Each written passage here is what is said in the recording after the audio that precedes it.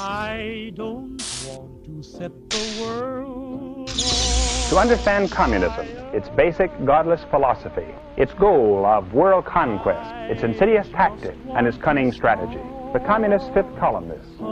Your future may not be as secure as you think. Where will you be when the atomic bombs fall? Red China's battle plan. Divide and encircle. Conquer and enslave. You can secure your family's future by reserving a spot in a state-of-the-art underground vault from Vault-Tec. That's right, Bob. Act now, and your family... Aggression has incited rebellion against established government.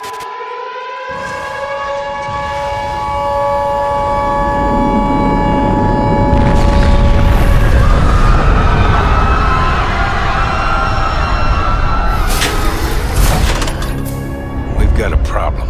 A big one. Your business in Shady Sands might be... Do you join the Unity, or do you die here? Most folks call it NCR now. We humans will take back that which is rightfully ours. A paladin always has a say where the Codex is concerned. Our primary goal is the free exchange of ideas. Thesis and antithesis. The conflict is inevitable. NCR may have its problems, but when we're riled, watch out. If you want to see the fate of democracies, look out the windows.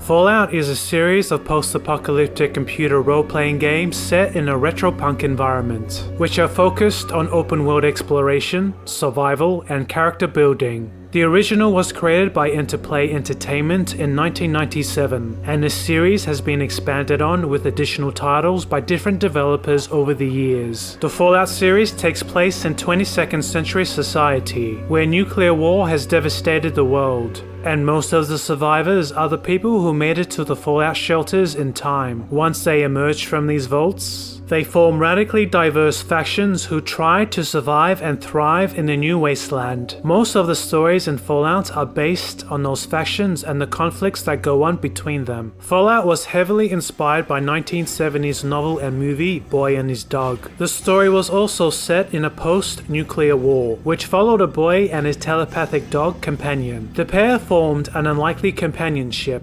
scavenging for food and other supplies in the wasteland. They relied on each other to survive, with the boy using firearms to protect his dog, and the dog providing tactical oversights with his superior senses to protect the boy. The protagonist would eventually come across an underground fallout shelter, and discovers that the society in the vault to be much more dangerous and deranged than the wasteland above it. Both the Fallout world and the many factions in it are based on our own real-world history and cultures. Fallout's history only starts to diverge after World War II, with minor alterations to our Cold War history, which would ultimately lead to its cataclysmic nuclear war. It also depicts an accurate and functional post-apocalyptic economy, in which both the player and the factions take part in. As players discover the many different ideas and beliefs of the factions, they are forced to make ethical decisions that shape their stories and the fate of their related factions. The lore of Fallout is so deep and distinctive that discussions involving their themes, cultural relevancy, and morality are still being discussed in gaming circles years after its release. What are the historic events of Fallout that led to its nuclear war? How accurate is the functional post-apocalyptic economy of the Fallout series? And what can we learn from the many factions in the Fallout universe? This is Love, Life and Anarchy, and I'll be answering these questions as we explore the philosophy of Fallout.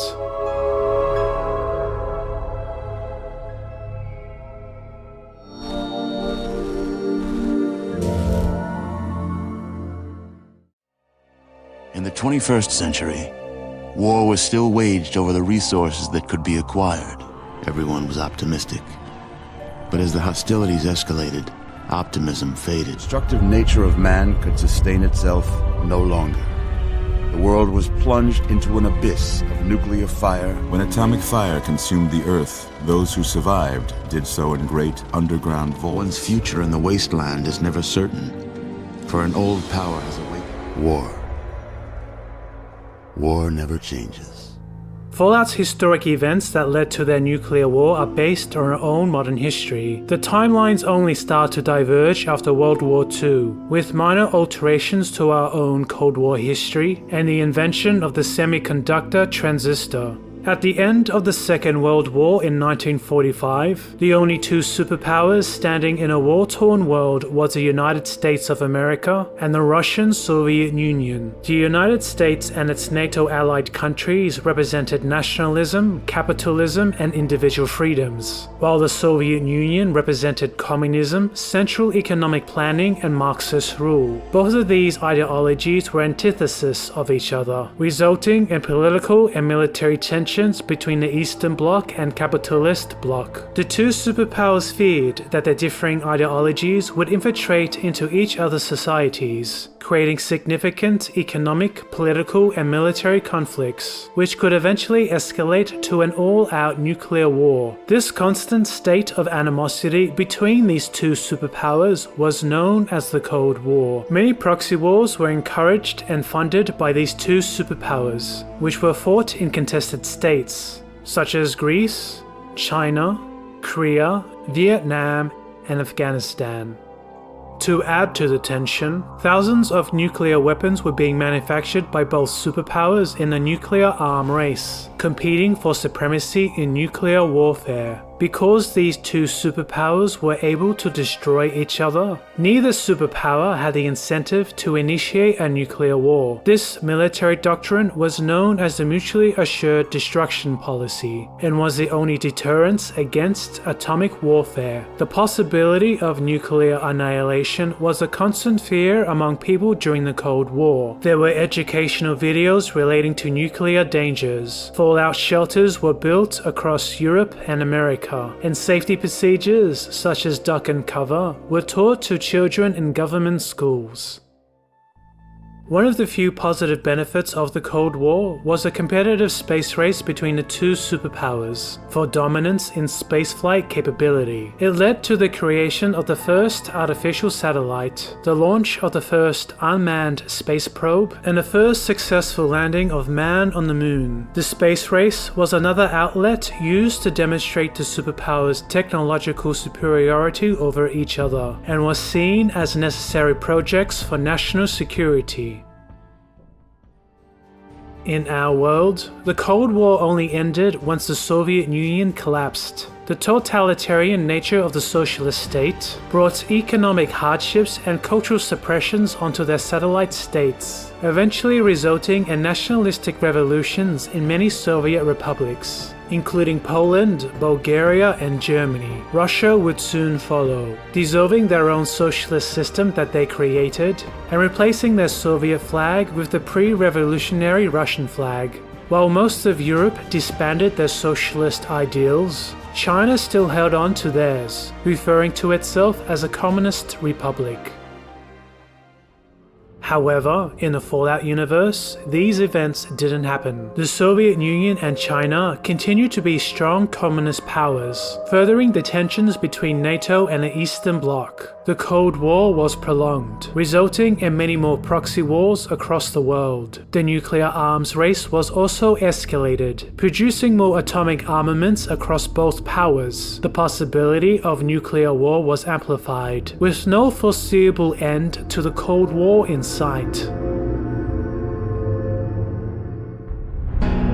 The second major point of Fallout's Divergence is that the transistor was not invented until much later in its history. Before the transistor, vacuum tubes were used to control electric current through a process called thermonic emission. By heating the cathode metal in a vacuum tube, electrons gained enough energy to jump a short distance once they reached a high enough temperature, resulting in a thermionic emission. This process was needed to operate complex electronic devices devices, such as televisions, radios, and older computers. The vacuum tube was eventually replaced by the transistor to control electric currents in electronics. Instead of using heat, the transistor would use semiconductor materials to control the flow of electrons without the need of heat. This is done by adding impurities to the semiconductor, which can change its properties from being a conductor to an insulator, controlling the electrical current. Semiconductors are considered to be a superior way of managing the flow of electricity compared to thermionic emissions, and replaced the obsolete vacuum tubes in electronics. Transistors are the key active component in practically all modern electronics. Because they are cheaper, smaller, and more reliable than a vacuum tube component, it revolutionized the electronic industry. It advanced society from the atomic age, into the jet age, into the space age, into the now current digital age. In our world, the transistor was invented by two independent teams in the 1950s, while in the Fallout universe, their transistor was not invented until much later in their timeline. Their reliance on vacuum tubes meant their technology followed an inferior path, staying in an atomic age for a prolonged period of time. While our electronic devices became smaller and lighter, their electronic devices that relied on vacuum tubes became larger and heavier. The increased energy requirements needed for transporting and developing these cumbersome technologies put additional strain on the global energy requirements, leading to a high demand of fossil fuels. To ease these energy demands, atomic power was normalized, and nuclear technology was implemented throughout the world with the use of fission reactors. The mainstream use of nuclear power done alongside the Cold War resulted in an exaggerated space race, which saw many technological advances in society, including the birth of artificial intelligence, atomic-powered cars, high-powered direct energy weapons, and battle armor, which was used in military affairs. The aesthetics of such technologies created a specific stylized form of design known as atom punk, a derivative of cyberpunk that is found all throughout the Fallout universe. Vacuum tubes and the Cold War continued on for decades in the Fallout world, stagnating their technology and their culture, while raising military tensions and energy requirements. Soon, the petroleum that was used for oil, as well as the uranium that was used for atomic power, was in short supply and became increasingly valuable. Rather than trade for these precious resources, militarized nations would often invade and annex other nations for their reserves, creating a series of global conflicts known as the Resource Wars. The European Commonwealth would invade the Middle East in response to their rising oil prices. The United Nations would disband and collapse after heated debates over national policies and resource allocations. Israel's second largest city, Tel Aviv, would be destroyed in a nuclear terrorist attack, starting a limited nuclear weapon exchange in the Middle East. The People's Republic of China would invade Alaska for their oil. America would annex Canada for theirs. Experimental biological drugs were developed by American defense contractor Westech, designed to genetically enhance United States soldiers and give them an advantage in the resource wars. America invaded China's mainland in the height of the Sino-American War with the power armor technology, and was able to defeat Chinese forces in their homeland without much effort,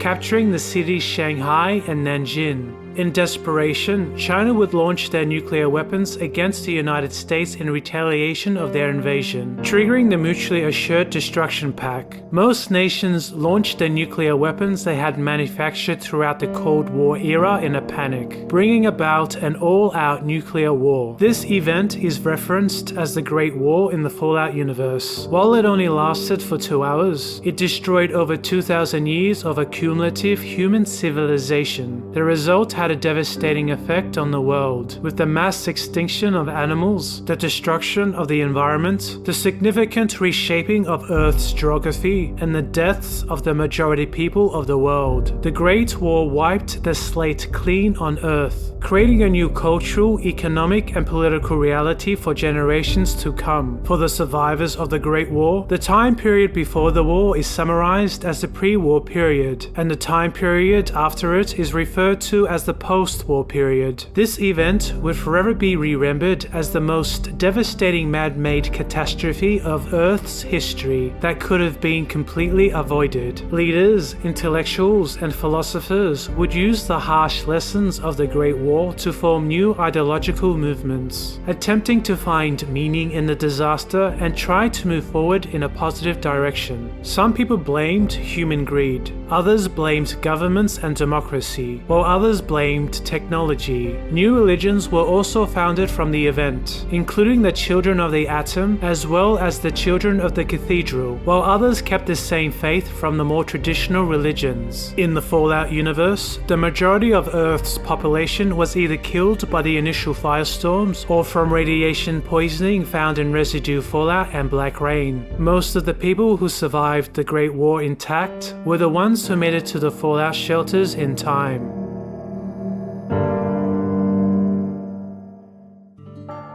These fallout shelters were part of the Project Safehouse campaign, a government-commissioned project that was designed to shelter Americans and keep them protected in the event of nuclear war. They were built to be safe, secure, and self-sufficient from the outside world, with enough provisions to keep their inhabitants alive for a long time. Although that was Project Safehouse's official marketing story, the ulterior motive of these shelters was to run various tests on an unaware population. The purpose of these tests was to better understand the effects of isolation, stress, drugs, radiation, and various technologies on unsuspecting people. The data would be used to further the interests of the government in case the resource wars left Earth too devastated to be inhabitable. Some vaults tested the effects of frequent psychoactive drug use. Others ran their dwellers through extended use of virtual reality simulations. And others, such as Vault 111, tested the effects of prolonged cryogenics. These kinds of government experiments are not isolated to the Fallout universe. Various governments around the world, including Japan, North Korea, China, and the United States, have a history of performing disturbing experiments on human populations. These include chemical testing on prisoners, experimental vivisections, injecting soldiers with Agent Orange, releasing fallout in the atmosphere of small towns, feeding radioactive material to disabled children, and many more that are publicly documented.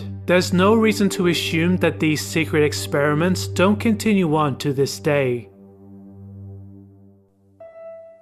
The social experiments of these vaults sometimes last for generations, affecting the culture and the moral beliefs of the dwellers inside. Generations of families were born into these vaults, unaware of what was outside, ignorant of their world history, and with little understanding of ethics or morality. The first vaults opened 10 years after the Great War. Others didn't open until 200 years later. The people who eventually left these vaults formed communities and factions that were based on the cultures of the vault or the cultures of their environment that they found themselves in. When Vault 15 opened, for example, the overcrowded and radically diverse culture groups would create 4 separate factions which were based on the cultures of the vault and the cultures of the old world. The challenges the factions faced in the new world were significant. People needed to be sheltered, clothed, fed, and hydrated in a post-apocalyptic environment. There were many dangerous mutated animals in the wilderness that were aggressive, and other vault dwellers and factions were not necessarily friendly or open to relations. Energy sources such as oil and uranium had mostly been consumed in the resource wars, making the numerous automobiles and trucks that were scattered throughout the wastelands useless. Supermarkets, factories, farming industries, and trade routes were also destroyed in the Great War, hammering these industries and infrastructures down into little more than ruins. Various domestic livestock used in agriculture, such as horses, cattle, sheep, and chickens, were either made extinct from the nuclear fallout or were mutated from the radiation and other mutagens, making farming a challenging undertaking. And a specialized knowledge needed to rebuild civilization was lost in the Great War, either through the firestorms that destroyed libraries filled with books, or with the deaths of the experienced people who worked in those fields. The only only economic benefit that the Great War brought was that various consumable items were scattered across the wastelands from the blasts, including pre-packaged food, weapons, ammo, and other pre-war technology. With the original owners of these goods gone, these unowned items were available for the taking, and so most people would scavenge pre-war items to get what they needed, as opposed to creating the goods themselves in industries that no longer existed.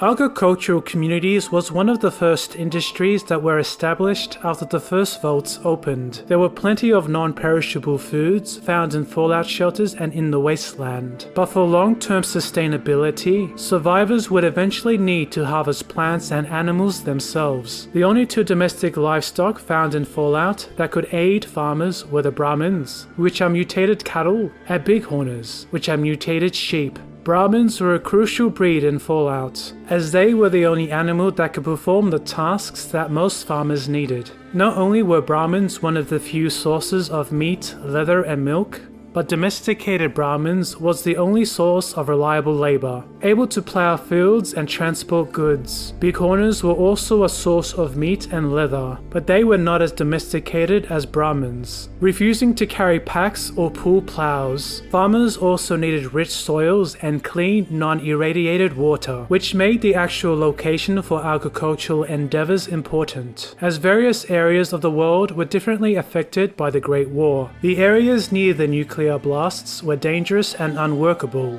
whilst other areas were relatively free from radiation and had clean water sources. Vault dwellers that were lucky enough to be issued a Garden of Eden creation kit by Vault-Tec could also use this device to revitalize areas of post-nuclear wasteland as another solution. Farming and agriculture was needed to create food, water, and other critical materials, but for more complex supplies, scavenging the pre-war world was the only way to get them. In Fallout, most survivors scavenged the resources they needed from the wasteland. These resources could be consumed directly, sold to traders, used in settlements, or if the scavenger had the relevant skills, could be recycled into creating more useful items. The benefits of scavenging in a post-nuclear world is that the amount of unclaimed items in the world is disproportional to the amount of survivors, allowing for a relatively resource-rich economy, considering that there are no means to create them. This economic model of scavenging is not just found in Fallout. It currently employs millions of people worldwide, and is commonly known as waste picking. Most popular in developing countries, waste pickers earn a living collecting, sorting, recycling, and selling unclaimed waste that others have thrown out. It is usually more economically viable to reuse materials that has been discarded than it is to mine or manufacture the same materials from the ground, and so the people who need these materials save time and money when they buy them directly from the waste pickers. The greatest limitation of waste picking is that you most likely won't find the specific items that you are looking for. You might find too much of a particular item that you don't want, and too few of an item that you actually need. For example, if you're a doctor, you might salvage a lot of ammo that you don't use, and not enough medicine supplies that you need. But while you might not have what you want, to a marksman, you have the exact thing that they need. If you were to meet an ethical marksman, you could trade your ammo for his medicine supplies, and both be better for it. This is what traders specialize in, and why they are considered to be the backbone of any scavenger economy. Traders are the middleman, buying the items that scavengers do not want, and holding on to them until they can find an interested customer they can sell to. Through traders, scavengers have access to items that they won't find on their own. In these trades, both the scavenger and the trader gain from the exchange. Even though traders mark up the price of their goods for a profit, it is usually worth the price for the convenience. Most successful traders breed and manage Brahmins. Minutemens, which are able to travel great distances and hold large inventories to increase the likelihood of finding interested customers to trade with. The most established traders invest their profits back into their own business, creating large caravan companies, increase the use of Brahmins, establish trade routes, and hire mercenaries for safety. Without these traders and merchants, scavengers would have to travel and barter themselves, wasting time and resources that could be spent elsewhere. The Crimson Caravan Company and the Water Merchants are the biggest caravan companies found in Fallout, and are instrumental to the success of the Wasteland. The economic backbone of these industries would eventually lay the foundation for new nation-states. While traders and scavengers can directly barter items with each other, they'll sometimes not have the specific items that they both want. In these cases, it is preferable to get rid of the unwanted items for something that is more commonly accepted. These commonly accepted items can sometimes take the form of grains, cigarettes, rocks, or more commonly, money. Money serves as the in-between medium of exchange, as it's valuable and commonly accepted among people everywhere. For money to serve its purpose as a medium of exchange, it's preferable for it to have some value, that it cannot be counterfeited, that it is in a fixed supply, and that it can be easily transportable. In Fallout, bottle caps was used as a medium of exchange, as they meet the criteria needed for money. The machines that manufactured these bottle caps were destroyed, so they could not be counterfeited. Bottle caps could be stacked following its design, and so they could be easily transported, and they were aesthetically pleasing to the Vault Dwellers, as they represented the glory of pre-war days, so they had some intrinsic value. For these reasons, they were accepted as a legitimate form of money. The detriment of caps is that they were big and bulky in size. Traders who became profitable would have thousands of bottle caps to their name, making it harder and dangerous to transport.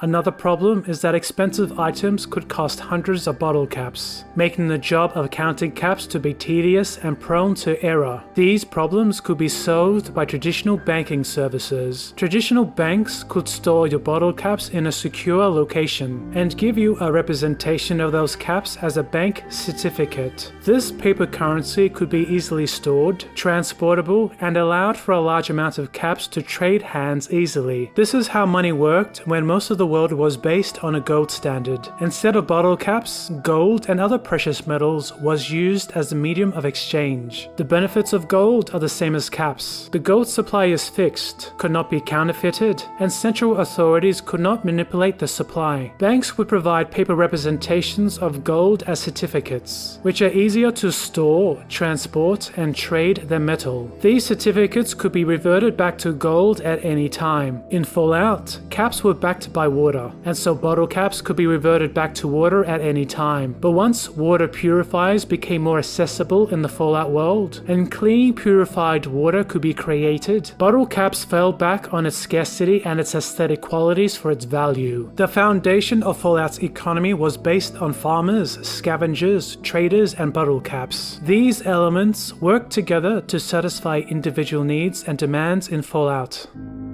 When the people of the Wasteland are not shooting each other, they are trading peacefully with each other, to the benefit of everyone who uses this system. While the scavenger and limited farming model can meet short-term demands, it is not a viable long-term solution. As the population increases, resources become scarce, and unclaimed items become harder to find, the waste picker model will need to transition. Factions would eventually need to produce goods on their own, expanding their own agriculture industries until societies transitioned into an industrial-based economy, relying on steam-powered engines or renewable energies to meet their expanding needs. To achieve these goals, societies would need to coordinate their resources efficiently, create new industries, respect each other's property rights, and be secure from the dangers of the Wasteland, which very few factions in Fallout are capable of doing. What's worse, disruptive groups of bandits will constantly interfere and endanger the productive people of the Wasteland, making it difficult to expand and undertake more challenging projects. This can be seen with the many raider groups of Fallout. Raiders Raiders make up a variety of factions that don't usually partake in the production of goods, but steal to get what they needed. Raiders can range from harmless scavengers trying to get by, to crazed psychopaths that spread terror across the wasteland. Harmless scavengers are usually individuals that raid non-occupied locations, such as gas stations, supermarkets, and abandoned towns, stripping them clean of valuable resources. Scrap metal, usable goods, and useful trade items are sought by these scavengers, and are taken back to trade posts or societies that can make use of them. These types of raiders are beneficial to the societies of the wasteland, and are welcomed by towns and traders to help improve their local economies. These scavengers are made up of vault dwellers, families, and other factions that do not seek to harm or interfere with others, and only use violence for self-defense. The more aggressive raiders are individuals who are not interested in working or trading with others, and prefer to take what they wanted through force. They usually form gangs and embrace a nomadic lifestyle, traveling in packs and attacking low-risk targets for any valuable items they can use or sell. Most of these bandits raid in order to survive, and some might have unreliable relations with merchants to trade with. These raiders include the factions of the Powder Gangers, the Yakuza, the Boot Riders, and the Khans. Raiders generate many enemies through this approach, and can be shot on sight by other scavengers once their gangs become notorious. As towns, factions, and technology grows, so do the risks involved in raiding a well-armed and organized population. This is why the most successful raiding factions, such as the Great Khans, transition away from raiding and move into the black market. Manufacturing and trading illegal drugs to larger factions is a much more profitable and safer method of earning resources than raiding.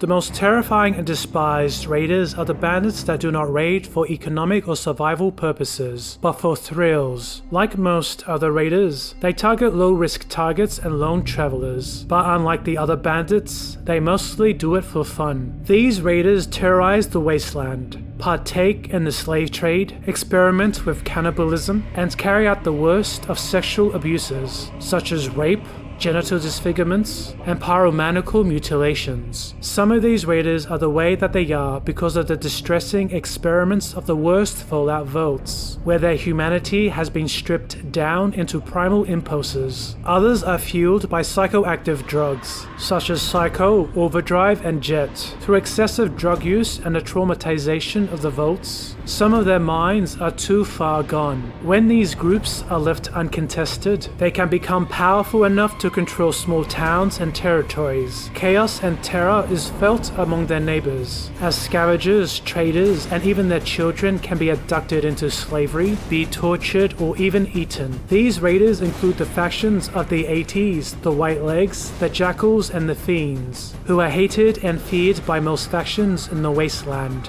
These groups usually have large bounties placed on their heads by traders, towns, or other factions, encouraging adventurers to hunt them down for justice and security.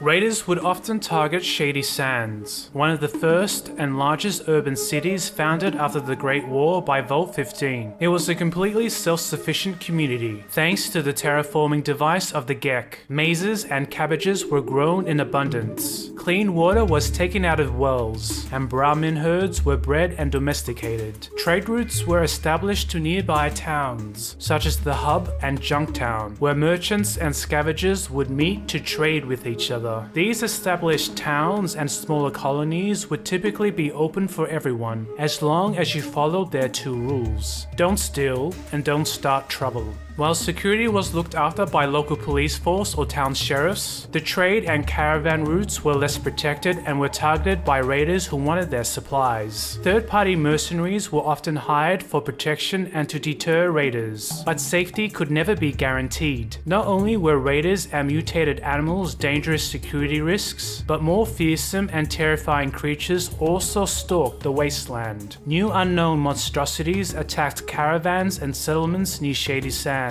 and people began to disappear without a trace. These events would form the plot of the original Fallout game, which would establish the ongoing lore for future Fallout releases.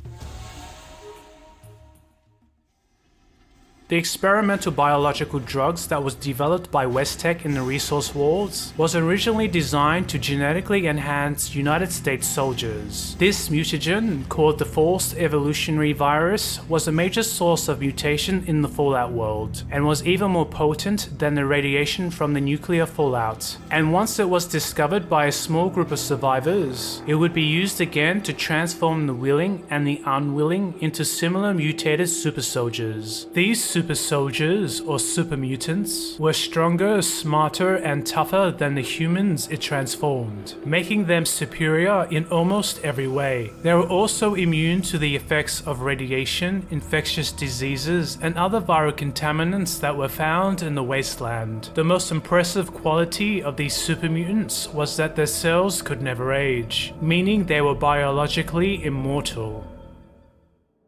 The Forced Evolutionary Virus lay dormant and undiscovered for many years after the Great War until it was found by Dr. Richard Gray. He led an expedition outside of Shady Sands to uncover the causes of the caravan attacks. His team found a deserted military base in Mariposa, which the US government had been occupying during the Resource Wars to mass produce the super soldier virus. In Fallout, Dr. Gray was plunged into a vat by a robotic arm that contained the virus, transforming him into a biomass that was a collection of human flesh, computer parts, and artificial intelligence. He titled himself the Master once his transformation was over.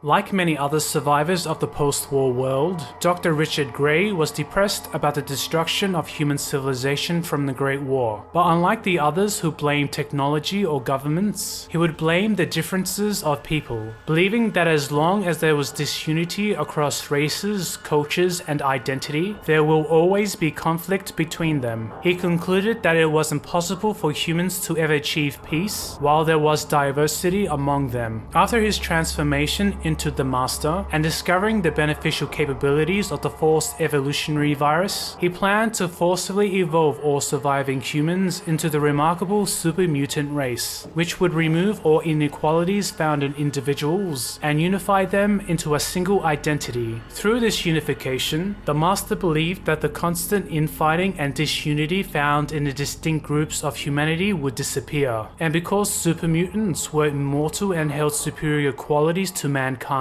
not only could they survive the many dangers of the wasteland, but they could thrive in it. To help lure people into the vats containing the Forced Evolutionary Virus, the Master established a religious cult to spread his philosophy and to mask his activities, called the Children of the Cathedral. In this religion, the Great War was preached as an inevitable result of human differences, demonstrated through greed, corruption, and selfishness. The Great War, or the Holy Flame, was humanity's chance to begin anew. Through the event that almost destroyed humanity, the Dark God waited in the void below, waiting to lead his beloved children into a new era of peace and unity. Once everyone was reborn into the next stage of evolution, there will be no more war, no more differences, and no more suffering in the new age of peace. But the Forced Evolutionary Virus didn't always work as it was supposed to. Some humans were transformed into abominations, such as floaters and centaurs, and were not part of the Master race. Other mutations were not optimal, creating mutants that had their intelligence regressed and dimmed, leaving behind brutes that were incapable of critical thought. Others were transformed into Nikins, who were delusional, aggressive, and paranoid, creating disunity in their ranks. Even when mutations were completely successful, super mutants still had free will and would often ideologically disagree with others, creating different factions within the super mutant race. The only unity that was shared among the super mutants was that they all looked up to the Master for leadership, and that their religion encouraged brotherhood. Moreover, while the super mutants were immortal and could not age, the effects of the Forced Evolutionary Virus made them sterile. They would be the first and the last generation of mutants, as they could not reproduce. Once the player proves to the Master that his super mutants could not reproduce and were sterile, the Master was consumed by guilt and remorse over the failure of his plan and the lives he had stolen to conceive it. He either commits suicide in shame or is killed by the player by the end of Fallout 1. Without the vision and the leadership of the Master, the transformed super mutants were spiritually lost and wandered through the wasteland seeking meaning. They would disband from the Children of the Cathedral to create different factions. The brutish super mutants did not have the intelligence needed to form meaningful relationships with others, and would typically attack humans on sight, creating new unwanted dangers in the wasteland. The more intelligent super mutants would try to atone for the past mistakes, seeking to improve their relations with humans so they could trade, survive, and preserve their sterile race from the dangers of the wasteland. These super mutants would come to understand that forcing humanity to evolve was immoral and wrong, as humans had the capability of rising above their inequalities to resolve conflicts peacefully without the need to evolve into something else. Because of the brutish mutants that attacked humans on sight, and that newer generations of super mutants evolved in the East Coast would cause problems to the people that lived there, the super mutants would become a persecuted race. Most human factions did not associate with them, and others have declared them abominations that needed to be purged. The more rational super mutants wanted to get along with humans and live in peace with them, but because they are a persecuted race, that reality is difficult to achieve. Most people do not start trouble with them, however, as they are, after all, a biologically enhanced super race.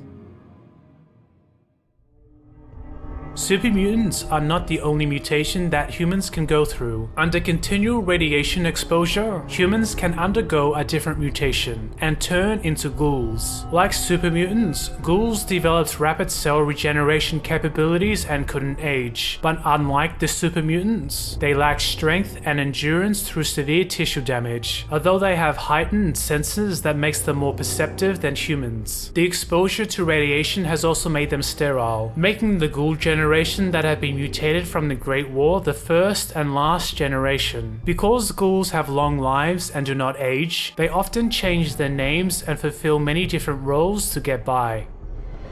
The deterioration of tissue caused by radiation can also affect their minds. When enough tissue has been rotten by radiation, civil ghouls can become feral, losing their ability to reason or think critically, and become little more than impulsive monsters that stalk in the shadows looking for things to feed on. Because of the primal nature that civil ghouls can regress to, and the savage threat that they pose, most people view ghouls negatively and discriminate against them, using terms like zombie, shuffler, or brain eater to demean them. Similarly, ghouls can hate humans back, which can sometimes grow into an intense bitter hatred, using slurs such as smoothskin or normie in return.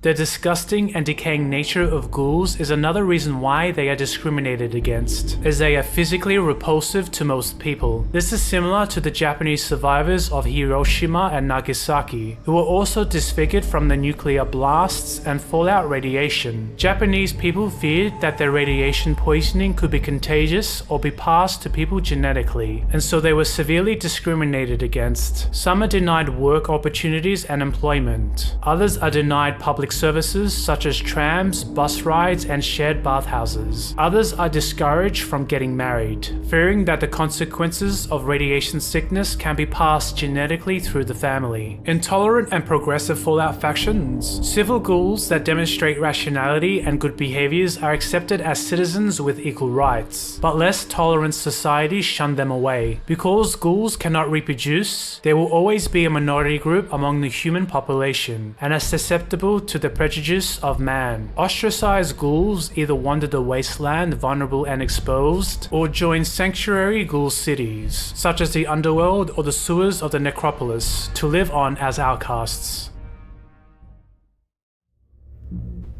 Some factions saw ghouls and super mutants as walking abominations that had no place in post-war America. No faction condemned them more than the Enclave, the oldest faction in the Fallout world. The Enclave were made up of people who were the direct descendants of the US government and other high-ranking military personnel, including the president himself. They were responsible for building the Fallout shelters, the resource walls, the power armor, the forced evolutionary virus, and predicted that China would retaliate with a nuclear strike should their invasion of the mainland was successful. America's primary goal was wiping communism off the face of the earth to leave behind American supremacy, and in a way they were successful, purging the Red Menace from China and Russia in the resulting Great War, while America would survive and live on. Pre-selected Americans were safe in the vaults that the US government had built. Other high-ranking individuals retreated into similar government bunkers, and the most important officials would evacuate to an offshore oil rig, which was miles away from America's mainland, where they continued on with governmental affairs on behalf of their citizens. Being the only faction that existed before and after the Great War, they had a deep understanding of world history that others lacked. They also had access to military pre-war technology, such as power armor and direct energy weapons. The most advanced technology at their disposal was the fleet of vertibirds that they used for transport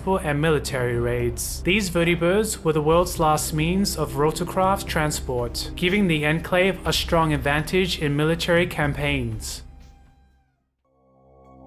The Enclave spent most of their time in the oil rig, building up their military forces and working in science labs to gain a technological edge over anyone that might have survived the Great War. Once America's radiation level was lowered to an acceptable level, they scouted America and discovered all sorts of mutated horrors roaming the wasteland, including super mutants and ghouls. The Enclave's vision was to restore America to its former glory, to bring back the exceptional American culture that was predominant before the resource wars and the Cold War, on behalf of all Americans who survived the Great War. The Enclave didn't see a place for super mutants, ghouls, and other mutations of the wasteland in this restored America, and so they actively created a plan to kill them all globally. The scientists in the Enclave would end up modifying the forced evolutionary virus into an effective toxin that would target and kill anyone who had been mutated by the forced evolutionary virus. This virus was no longer contained to vats, but had evolved to become airborne and infected every living organism in the wasteland, including humans, though earlier mutations were subtle and hardly noticeable.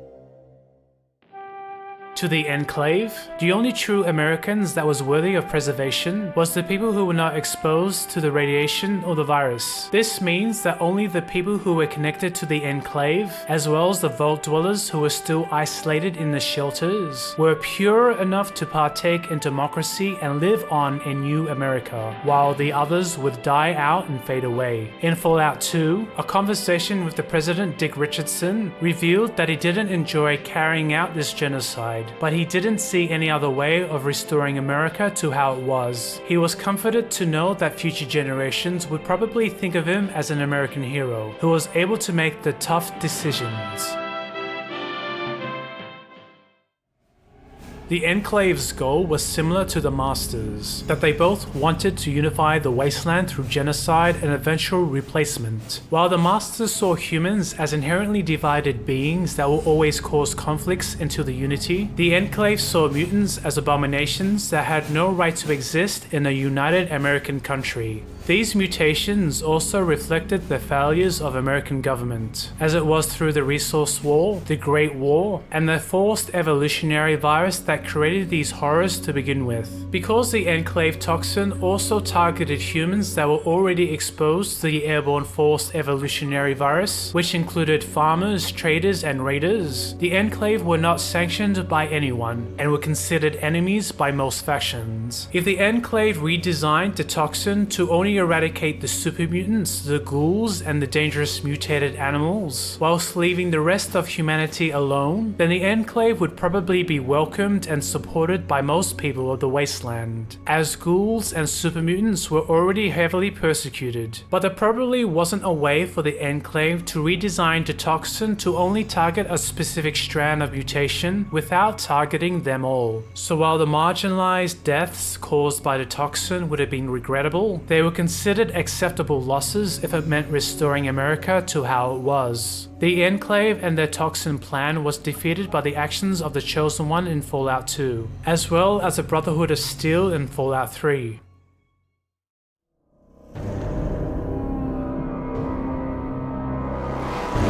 Similar to the Enclave, the Brotherhood of Steel faction had roots in the pre-war era, being involved with the US military during the Resource Wars. They were assigned to provide security to West Tech while they were developing the forced evolutionary virus. But after they found out about West Tech's unethical medical practices, they mutinied against the corporation and disbanded from the government. The Brotherhood of Steel's military training and access to pre-war weaponry gave them a clear advantage amongst the post-war world, where tribal raiders were poorly equipped and scavengers were struggling to get by. Discouraged by the events of the Great War as well as West Tech's unethical practices, the Brotherhood's core belief was that all advanced technology was to be kept away from lesser people, considering themselves to be the only group worthy enough to handle advanced technology, as others were too irresponsible and unpredictable to be trusted. Most of the missions were focused on holding as much pre-war technology they can get their hands on. They rarely reached out to the other inhabitants of the wasteland, unless it was to raid them for technology they didn't want them to have. They were hypocritically disinterested in collecting technology that could benefit humanity, such as autodocs or medical devices, and only hoarded technology that held a military function. Because of this, most people disliked or distrust the Brotherhood, some even labeling them as terrorists or zealots, as they were secretive, dangerous, and militarized. Their ideas and laws were enshrined in a series of texts called the Codex, which acted as their constitution and established their governing principles. Because of the Codex, the Brotherhood are forbidden to adopt progressive policies that go against their core doctrine. Changing their beliefs was not an option for the Brotherhood, as they are expected to stick with their old ways in the face of all challenges. Any Brotherhood group that altered their traditions, such as the East Coast Brotherhood, are not formally recognized by the High Elders and are treated as outcasts. The Brotherhood lacked vision and direction, and hoarded technology for no great purpose or reason. Lesser scribes and people outside of the Brotherhood could never understand why they were so militant about technology, particularly because other factions were able to get their hands on advanced technology regardless of the Brotherhood's actions. Other factions that had advanced technology often shared it with others, creating new friends and allies, while the Brotherhood were not interested in using the knowledge they had to improve the wasteland or other people's lives, and only made enemies. While outside trading communities grew to become formidable nation-states with large bustling populations, the Brotherhood was stuck underground in the metal bunkers with the numbers shrinking, becoming an obscure, irrelevant circle. While they were strong enough to destroy the Enclave and super mutant threats in their prime, the lack of friends and dwindling numbers made them vulnerable to more expansive factions, such as the NCR.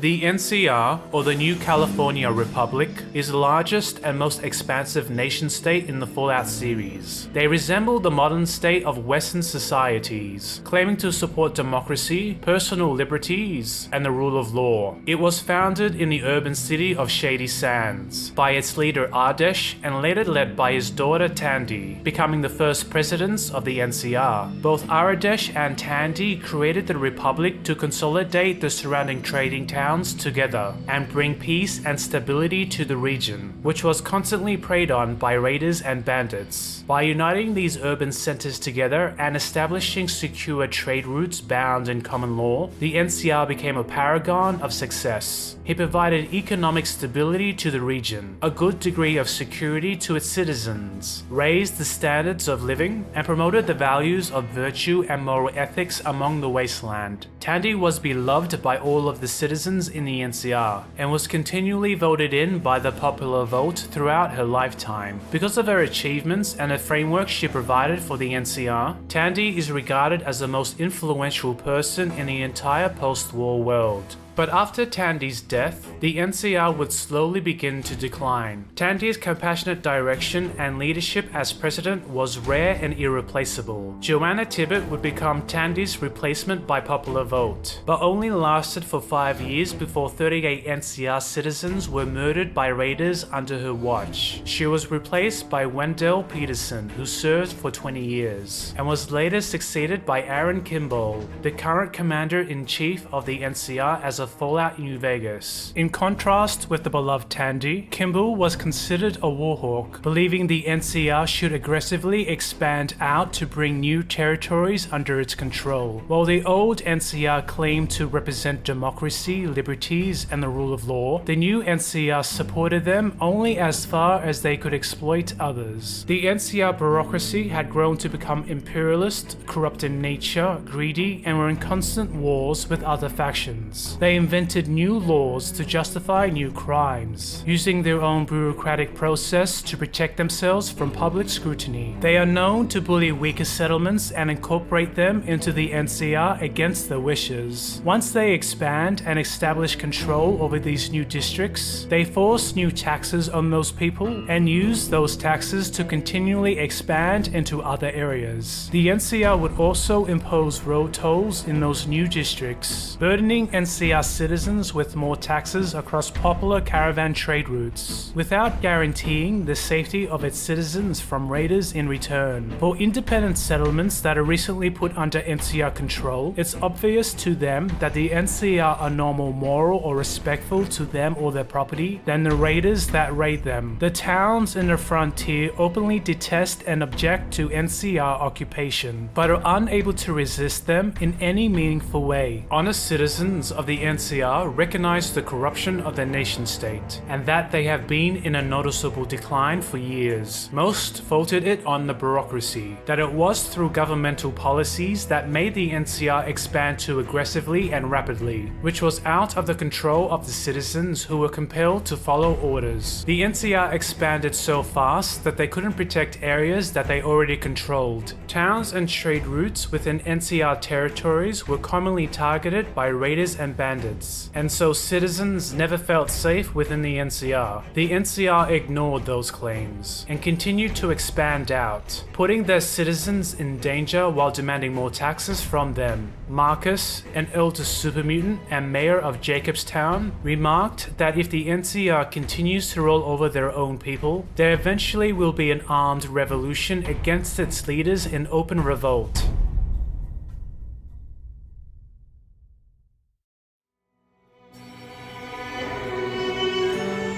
The followers of the Apocalypse faction resembles one of the few altruistic and selfless factions in the Fallout series. They are a secular, humanist organization that promoted the free exchange of ideas and technology to help rebuild the wasteland. They were a decentralized group with a limited hierarchy that didn't have a formal structure. Anyone could join their ranks to become a member. Their purpose was to help the inhabitants of the wasteland who were in need, and ensure that the horrors of the Great War was never to be repeated. They did this by providing medical care, agricultural instructions, and technical knowledge to any faction who needed it. They were mostly made up of scientists, doctors, humanitarians, and teachers who were not interested in power or controlling territories, but instead were focused on the welfare of others. Being Fallout's few humanitarian factions, they are usually the ones that clean up after the battles of the wasteland. Although they are against violence, they are capable of defending themselves through personal weaponry and hired mercenaries. This faction resembles one of the most virtuous, rational, and beloved groups of the Fallout series, and are openly welcomed within the territories of most factions. Even the most barbaric tribes are hesitant to attack any of the followers because of the value they provide to them and to others. The followers openly detest factions who are needlessly violent and practice unethical behaviors, denouncing the expansionist policies of the NCR and the slavery policies of Caesar's Legion, and refuse to associate with anyone who are overly authoritative. The followers earned their resources through scavenging, trading, and receiving donations through their specialized knowledge. Because they are not focused on economic production, they are always seen to be in a short supply of equipment and lack the resources they need to sufficiently help the wasteland. As scavengers and raiders continually pick clean the supplies they depend on, the followers face the challenge of not having enough resources to meet their growing needs, and will continue to struggle economically until reliable manufacturing begins in the wasteland. Hardened survivors of the wasteland think that the followers' motivations are naive, that their humanitarian ideals held no place in a dangerous post-war world. This was especially echoed by orphan boy Edward Solo. Solo was frustrated that the followers would spend their limited time and resources helping the backward tribes of the wasteland, instead of using their talents for more productive endeavors. After he was captured by one of these backward tribes during an expedition, a series of events would make him separate from the followers, to eventually lead the largest slave army in the wasteland, Caesar's Legion. Caesar's Legion resembles Fallout's most terrifying and brutal factions, capable of enslaving the NCR, as well as every other faction in the wasteland. They represent a vast army of conquered slaves that engaged in total war conflicts against other tribes. Edward Solo shortly started the Legion after he was captured by the Blackfoot tribe. Instead of allowing himself to be sold for ransom, he helped Blackfoot defeat their neighboring enemies. Using the knowledge he had learnt from books in the Followers of the Apocalypse libraries, he would help the Blackfoot tribe be victorious through guerrilla warfare, pre-war weaponry, and small unit tactics. Once victorious, Solo would give the conquered tribes the limited choice of either joining him or be executed. Through continued conquests of smaller tribes and enslaving their members, he was able to amass the greatest tribal army of the wasteland. The Legion attacks settlements and factions they can overwhelm, claiming all their property, enslaving their women, and executing captors who refuse to assimilate into the Legion. They are a totalitarian society, with all property rights and commands issued by Edward Solo himself, who took the name Caesar after modeling his society off of the ancient Roman Empire. While the Roman Empire was familiar by most people of the pre-war world, it was foreign and alien to the tribes of the post-war world. Whenever Solo conquered a new tribe, he would strip down the cultural elements of that group and replaced it with the dominant cultural identity of the Legion, which was heavily inspired by the Roman Empire. By removing the cultural differences that conflicted each tribe, he reconditioned each individual to serve under a single banner, creating a strong nation-state that was based on cultural homogeneity. The individualistic quality of the self was broken down in the Legion, as all individuals held no value other than their utility to the state. Solo believed that being a slave in the Legion was preferable than allowing them to live in their backwards way, and that he was elevating the tribal people that he conquered when they became a part of the Legion. While Solo modeled some of the cultural and aesthetic aspects of the Roman Empire, he would also incorporate other pragmatic values outside of it to help the cause of the Legion. Unlike the Roman Empire, tradition, family, and religious freedoms were not revered in the Legion. Traditional family structures and monogamous marriages did not benefit the Legion, and was discouraged by Solo. Men were instructed to enslave the females of conquered tribes, and impregnate them to replace the military men lost in battle. Their children would be taken away from their mothers once of age, and would become indoctrinated into the values of the Legion, producing legionnaires that were far more loyal than the tribesmen that were converted. Women in the Legion are seen as less than men, and are expected to fulfill the roles of caregivers, midwives, and breeders. This was not because of sexist prejudices, but rather to serve the Legion in the most optimal way as dictated by Caesar. In the Roman Empire, women were allowed more rights than the women in the Legion. They had the right to property, the right to autonomy, and the right to choose their husbands. Polygamous marriages were forbidden in ancient Rome, and adultery was also considered an immoral and criminal act, leading to strong traditional family values in the empire. Caesar's treatment of family and children more closely resembles Islam in this regard, in that Muslim men had the right to own slave women seized during military campaigns against against the infidel, and was considered moral to do so. The children born from these molestations were automatically considered Muslim under Islamic law, and were instructed in Islamic customs at a young age, much like Caesar's legion. The barbaric treatment of women within Caesar's legion created strong animosity amongst other factions. It was particularly detested within the NCR, as females in the NCR are considered equal to men and enjoyed equal rights. They served in the military, could earn promotions, and could even become presidents through popular vote. When NCR women are captured by the Legion, they are removed of those liberties to become subjects of the Legion, expected to breed with whatever tribal that raped her. Some NCR females that are captured by the Legion are killed by other NCR rangers in mercy killings, to save them from the horrors of being sex slaves to the Legion.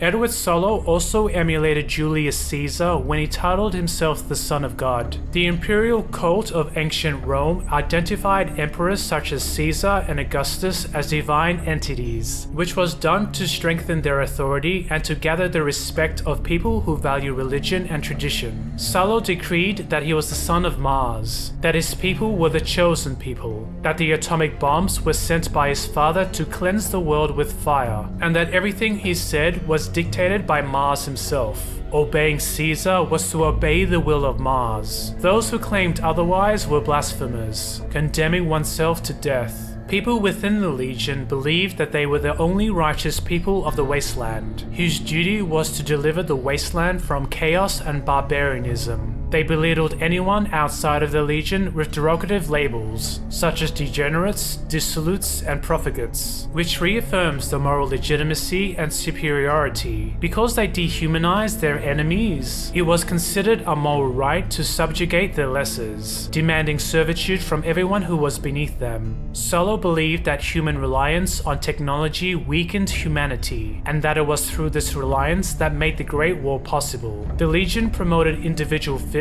and martial excellence to reduce the need for technology, and to make the Legion more reliant on the leadership of Solo. Because of the militarized and tribal aspect of Caesar's Legion, there is very little economic production from within the faction. They relied on pillaging and conquering for resources, which made them economically on par with raiders. The Legion faced similar problems that the Scavengers faced, such as not finding the right items for their needs, as well as not having manufacturing capabilities within the tribes, so they relied on traders to fill the gaps. Traders were welcomed in the Legion's territory, guaranteeing safe passage and honest bartering relations. The Legion also placed very little taxes on their subjects, and did not establish road tolls within their territories like the NCR did. The raiders that terrorized the citizens of the NCR were nowhere to be found in the Legion's territory, as they were either incorporated into the Legion or were crucified. The raiders were intimidated by the brutality of Caesar's Legion, and so they dispersed into NCR territories to prey on weaker individuals. Traders, slaves, and other subjects of the Legion were completely safe against raiders in Caesar-controlled areas, unlike most other places of the wasteland. Caravans did not have to hire mercenaries for security when they traveled, as being branded with the Legion's mark was enough to guarantee safety. Most NCR citizens were envious of the Legion's effectiveness when it came to raiders, with some even acknowledging that the results of Caesar's fascism to be superior than the weaker approach taken by the NCR. Caesar's main goal in Fallout New Vegas was to conquer the dominant NCR force in the Mojave and annex their territories, including the Hoover Dam and the Vegas Strip. Doing so would transform the Legion from a nomadic slave army into a genuine respected empire with a capital city. Solo saw democracy as weak, ineffective, and corrupt. He states that the NCR was the most stable and effective during its early years of Ardèche and Tandy rule. Although they officially represented democracy, the family and their bloodline was continually voted in by popular vote. The long leadership more closely resembled a hereditary monarchy than an actual representative democracy.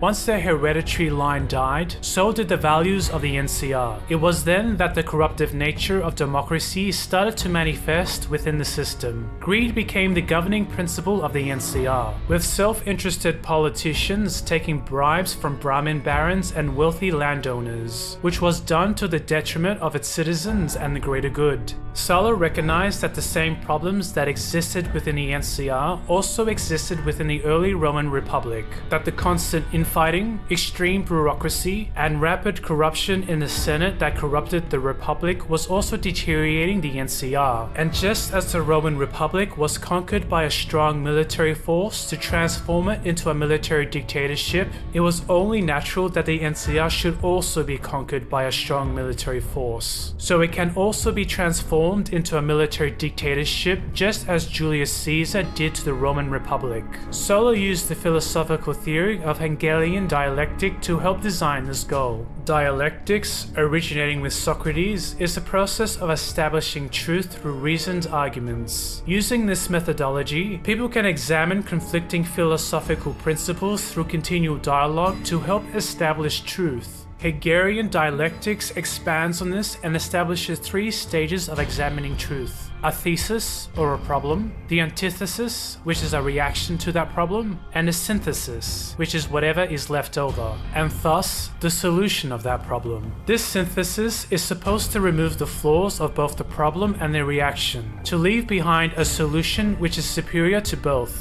while still holding common elements of the two. Solo saw human history as a series of events, in which each event had a problem and a reaction. Whatever was left behind was the stronger solution. When addressed with the problem of the NCR, Solo saw its reaction as a stronger military force that could conquer it and transform it into something new. He envisioned that the synthesis would change both the NCR and the Legion into a military empire that protected its citizens and the power of its dictator. That just as Julius Caesar crossed the Rubicon River with his army to end the Roman Republic and bring imperialism to Rome, so will Solo cross the Hoover Dam with his army to end the NCR Republic and bring imperialism to the wasteland. But both the Legion and the NCR do not account for the business magnate and the technological genius that is Robert House.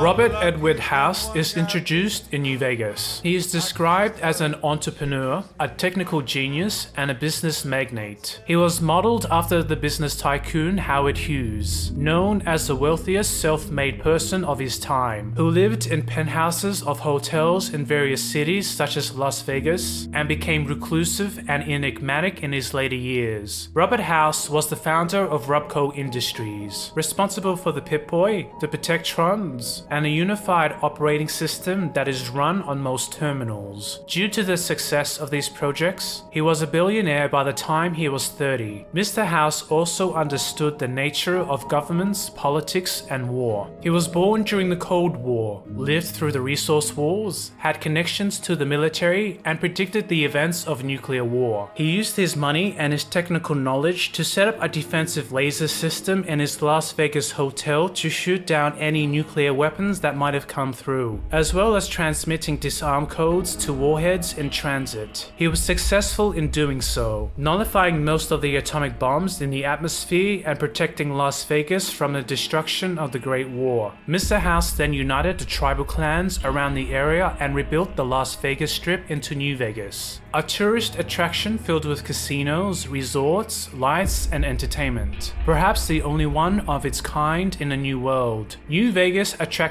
many customers, earning riches through his tourism ventures. He was able to defend his property from raiders and other troublemakers through his personal army of Securitrons, which are resistant to shrapnel and small arms fire. His goal was to use the capital he earned through his business ventures to rebuild the production capabilities of humanity. He claimed that he could reignite the technological development sectors within 20 years, which means he'll expand agriculture communities, create industries using steam or nuclear power, and bring the atomic age back to the wasteland within 2 decades. These goals are achievable for Mr. House, considering his past career successes, his technical knowledge, and the capital he earns through New Vegas. He may be the only person alive who is capable of doing so.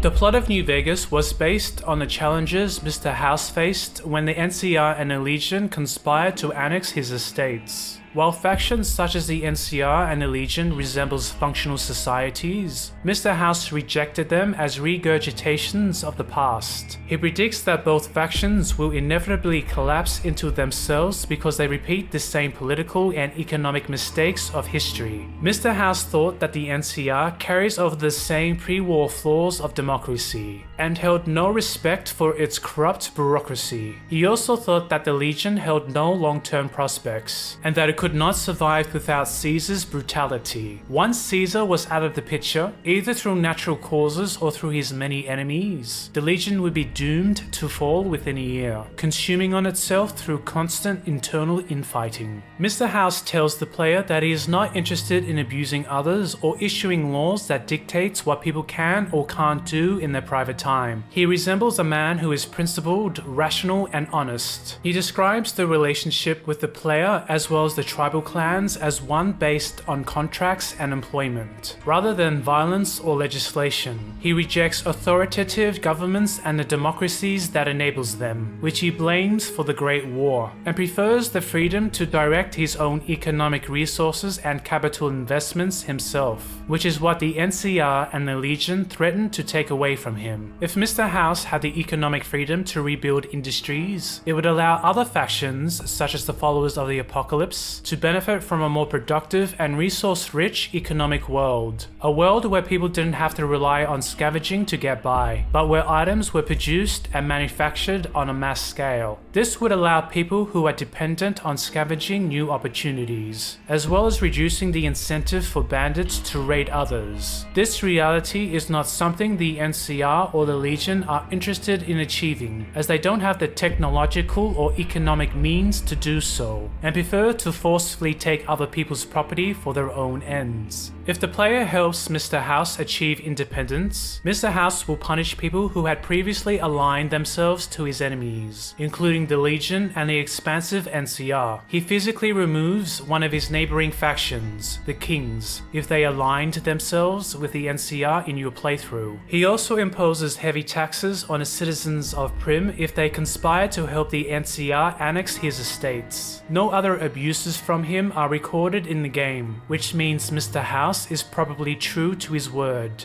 Mr. House is the preferred faction I align with in my playthroughs, as he represents liberty, progress, competence, and a bright future for humanity, while the other factions do not. While the independent ending of Vegas also brings freedom and liberty to New Vegas, Mr. House is the only person who has the intelligence, the economic means, the determination, and a longevity that can provide the wasteland the long-term solutions that it desperately needs, which is something the Curia, the NCR, and the Legion could never achieve.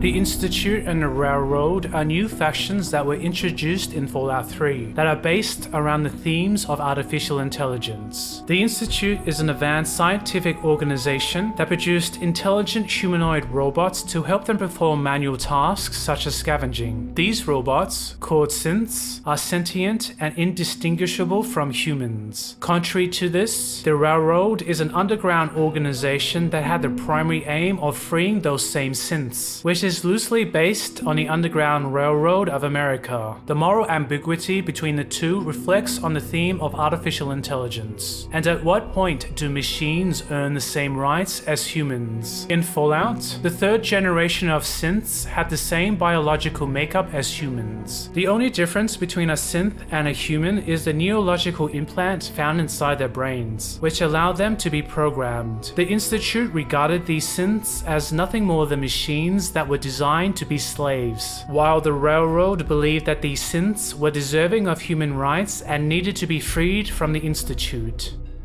When the player joins the Railroad, they are asked if they would risk their lives for a synth as they would a human, to test their commitment to the cause. Other than the biological makeup of the Generation 3 synths, their sentience, intelligence, and personalities are not that different from other advanced artificial intelligence that are found in Fallout. Codsworth reveals that he is depressed about the state of the world after the Great War, demonstrating that he has the ability to learn, express emotion, and feel empathy. These personalities are also reflected in Victor and Jane. If the Railroad demands that their members risk their lives for a synth, it follows that they must also risk their lives for artificial intelligence of similar cognition, such as Victor or Jane. If not, then they are not actually trying to help preserve the artificial intelligence of these machines, but rather feel emotionally conflicted that these machines look like humans and that they were built to be slaves. If this was the case, then the Institute could avoid future conflicts with the Railroad by making their Generation 3 synths look inhuman and more robotic. If synths were redesigned to look different to humans, it would be harder for the Railroad to feel empathy towards machines that were obviously not like them. Cosworth or Victor are not remarkable enough for the Railroad to risk their lives for, and if all synths were manufactured to make that reality more evident, it would be doubtful that the Railroad would even care about them. But once their synths no longer passed for human, they would receive greater attention from other factions, such as the Brotherhood of Steel and the Minutemen. The Minutemen was introduced as a new faction in Fallout 4 and were based on the private colonists of the American Revolutionary War. They were a well-prepared militia who responded quickly to war threats from Indians and the French, hence the name Minutemen. In American history, the Minutemen were one of the first groups that fought in the American Revolutionary War. English colonies started the revolution when they were forced to pay taxes for Great Britain without having any representation in Parliament, something that was illegal under Britain's Bill of Rights. No taxation without representation became the slogan of the American Revolution, after colonists were denied that right as Englishmen. With the help of the French, the Minutemen and other colonist groups pushed back English rule from America and claimed America's independence as a sovereign state, which is celebrated as Independence Day. The Founding Fathers created America's own Bill of Rights called the Constitution, the supreme law of the land, designed to protect individual liberties and restrict the powers of government. These individual liberties that were promised in the Constitution, such as the freedom of speech and the freedom to bear arms, have been restricted since then, and the limited powers of government has expanded into areas outside of the Founding Fathers' vision, including farming, money, banking, health, nuclear energy, technology, taxes, roads, charities, education, tourism, and the digital industry. In the Fallout universe, the US government continues to expand with the Resource Wars, the Sino-American War, the Great War, and finally the Enclave, which was eventually defeated by the Brotherhood of Steel and the NCR, ironically because the US government became too tyrannical. The NCR has its own similar constitution, as does the Brotherhood of Steel, in the form of the Codex. The NCR's constitution does little to help its citizens when the government chooses to expand and become tyrannical. They either ignore their constitution or amend it when they want to expand their power, which is also done in the US government. Comparably, the rigidness of the Brotherhood's Codex made their faction permanently stuck in their old ways. They were stagnant against the constant evolving dangers of the wasteland, which made them a vulnerable and irrelevant group.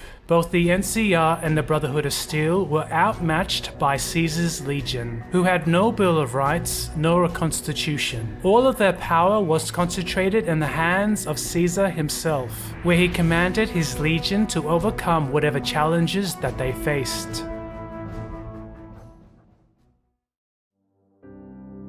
But no matter the faction, no matter the town, no matter the brutality, all societies in Fallout uphold the same two universal principles within them. The same two universal principles that is reflected within all cultures, in all communities, in all countries, in all time. Don't steal and don't start trouble. Something as simple as that doesn't need a constitution nor a codex to uphold it. Yet, no bureaucracy or government could ever follow it. Not the NCR, not the Caesar's Legion, not the Enclave, not the communist powers, and not the US government. The only two factions that didn't steal or create trouble was the followers of the Apocalypse and Mr. House. The only two moral and productive forces in the wasteland, amidst a horde of raiders, slavers, and takers. In this dialectic, the problems of our history and of Fallouts are obvious. The antithesis is applying the same two universal principles that we already accept. Don't steal and don't start trouble into the thesis. The resulting synthesis will remove the problems of the thesis to leave behind the solution.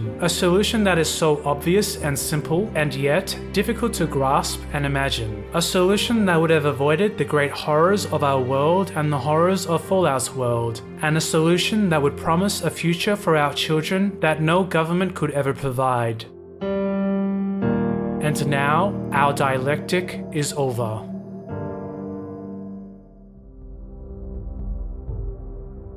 The Fallout series combines various historical cultures of Earth into one semi-realistic setting. It teaches us that World War IV will not be fought with sticks and stones. It will be fought with whatever weapons people can scavenge from the pre-war world. Fallout's greatest lesson is that even after the horrors of the Cold War, the Resource Wars, the Great War, and the attempted genocide of groups, the factions of Fallout still repeat the same mistakes of Earth's history. While they can make the excuse that they were born in ignorance from the vaults, we cannot do the same, not while we have the internet and live in the digital age. The complete destruction of the Earth was not enough to change the path of humanity in Fallout, and considering our continual wars, the rise and fall of empires, and the continual clashes between cultures, it won't be enough for us either. We are doomed to repeat history's mistakes over and over again until we stop it, and it is in our power to stop it. War. War will never change, but we can.